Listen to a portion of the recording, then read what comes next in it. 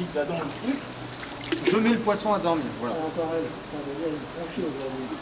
Ça fait 4 fois qu'il dort. Ouais, mais vu tout ce qu'on lui a appris comme mucus, vaut mieux qu'on lui mette des antibiotiques. Ouais, remarque, c'est pas con. Ouais. C'est con que la seringue est vide, quoi. Donc quand vous endormez votre poisson, s'il a une plaie, et si c'est la raison pour laquelle vous injectez, vous profitez en effet du fait qu'il soit endormi pour sécher la plaie, nettoyer la plaie avec un coton-tige et de l'eau oxygénée, et puis éventuellement soit on met de la bétadine, soit on peut mettre du propolis si la plaie n'est pas trop grande. Si vous avez un ulcère de cette taille-là, on ne met pas de propolis, parce que l'alcool qui dilue le propolis va vraiment rentrer dans le sang du poisson et c'est un coup à vraiment faire claquer le poisson. Donc quand il y a une très grande plaie ouverte, on met une crème si possible hydrophobe désinfectante sur la plaie et puis on renouvelle l'opération. Les crèmes hydrophobes, ça va être, il existe le wound gel de chez Fish Pharma, il y a des trucs comme ça.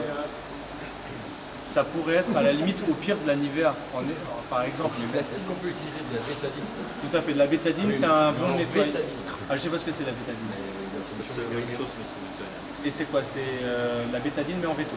Donc bah, comme c'est de la bétadine, oui. Il y a une diffusion? Non, on l'utilise en soit en gel. Non, parce qu'on va désinfecter quoi. Donc, mais ça dépend. C'est bon comme désinfectant, c'est mieux. Donc, comment un poisson est anesthésié, ça c'est important aussi. Quand vous mettez un poisson à dormir, il faut le surveiller de très près, il ne faut pas aller trop loin. Et surtout, il ne faut jamais sous-doser l'anesthésiant. Il vaut mieux surdoser l'anesthésiant. Parce que si vous mettez longtemps à endormir le poisson, vous mettrez longtemps à le réveiller. Ça, c'est une règle que moi j'ai observée de façon empirique. Donc, il vaut mieux que le poisson s'endorme vite et bien, plutôt qu'on prend notre temps et puis après, par contre, quelquefois, pour le réveiller, on met de la casse. Donc, normalement, un poisson, on doit l'endormir largement, enfin, en moins de 5 minutes. Parfois, je fais un aller-retour dans le bassin pour les réveiller plus vite. Alors, ça, c'est pour les réveiller, mais bon, en effet, on peut, voilà, pour l'oxygéner un petit peu. Tape contre le bassin aussi, un peu. Donc si le poisson il met 10 minutes à s'endormir, c'est qu'il n'y a pas assez d'anesthésiant dans le truc. Là, il n'y en a pas assez. Là pour l'instant il n'est pas endormi. Un poisson qui s'endort, normalement il bascule tout seul. C'est ça, voilà, il se met sur le fond. Normalement quand on fait ça, il ne doit pas revenir à l'état normal. Donc là il n'est pas encore suffisamment anesthésié, en tout cas pour lui faire une piqûre. On peut faire un prélèvement, un frottis, mais bon il n'est pas assez anesthésié pour lui faire une piqûre, parce que c'est vraiment dangereux. Une piqûre, etc. Donc nous sommes dans le cas de figure où on fait une injection d'antibiotiques, donc avec quelque chose de très liquide, très fluide. Donc quand on injecte quelque chose de très fluide et très liquide, on utilise des seringues insuliniques. Ceci. Si jamais on a quelque chose à injecter d'un peu moins fluide, à ce moment-là on passe sur des seringues de 1, 2, 3 ml avec des aiguilles un peu plus grosses. Est-ce que la seringue, elle sert qu'une fois? Oui. Ça vaut quelques centimes. Ah oui, ça vaut rien ça. Donc il faut acheter un paquet de 10 seringues insuliniques, vous les avez à la maison. Voilà, ça vaut pas grand chose. Et puis essayez, quand vous en achetez, vous achetez différentes tailles d'aiguilles et différentes tailles de seringues, ça vaut pas grand chose si vous avez besoin. Moi, le vétérinaire, quand il me prépare, il me donne la seringue toute prête. Ouais, moi aussi. Elle est dedans, toi, t'as juste à les protéger, quoi. T'as juste à... Avec quel produit dedans? Convénia? Le convénia, par exemple. Parce que j'ai fait du convénia. Parce que le convénia, c'est en général un bicomposant, donc il associe les machins et ensuite il a usage unique, il est prêt avec le dosage. Il est prêt, tout. Donc admettons que le poisson se soit retourné. L'idéal, c'est d'être à 2 personnes ou 3. Il faut éviter... en fait, si vous êtes, plus on est nombreux, plus c'est simple. Il y a toujours un qui peut passer, voilà. Il y en a un qui peut vous passer le torchon. Ouais, d'accord. Alors évitez de prendre vos poissons dans une serviette humide. Ça enlève beaucoup trop de mucus aux poissons. La raison pour laquelle il vaut mieux être nombreux que d'avoir une serviette.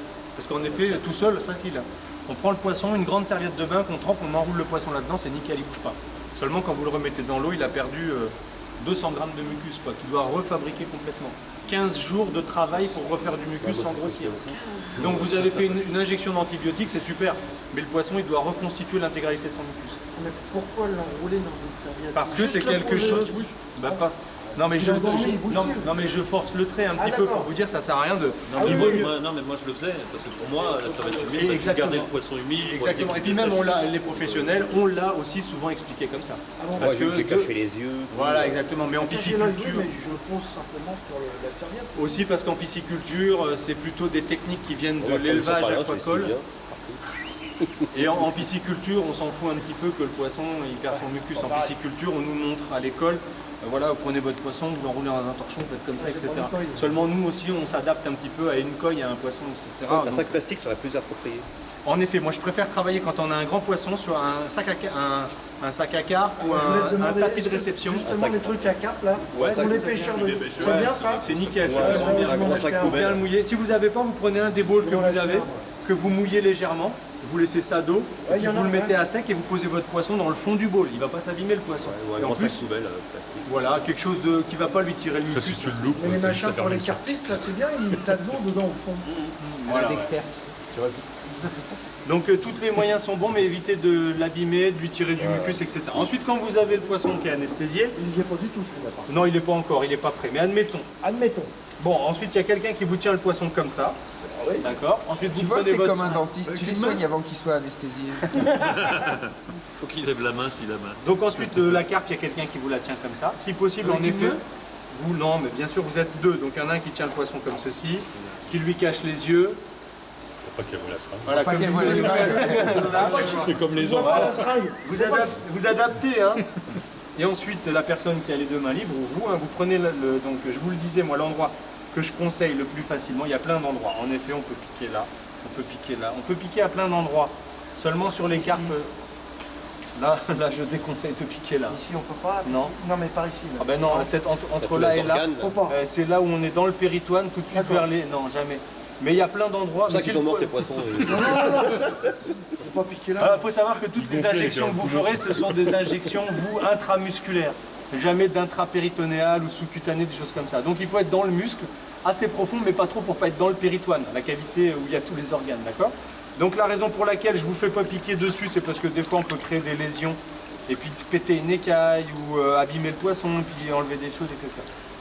Un gros koi, c'est très facile de le piquer à l'endroit où je vous montre, parce qu'il n'y a pas d'écaille, j'en suis sûr, et c'est très facile à piquer. Donc pourquoi vous conseiller autre chose? Il y a plein d'autres endroits, mais cet endroit-là, il fonctionne très bien. Donc le poisson est comme ça, on vous le tient. Vous prenez l'aiguille, vous rabattez les nageoires, enfin la personne vous rabat les nageoires, vous inclinez la seringue de 45 degrés. Vers les ouïes.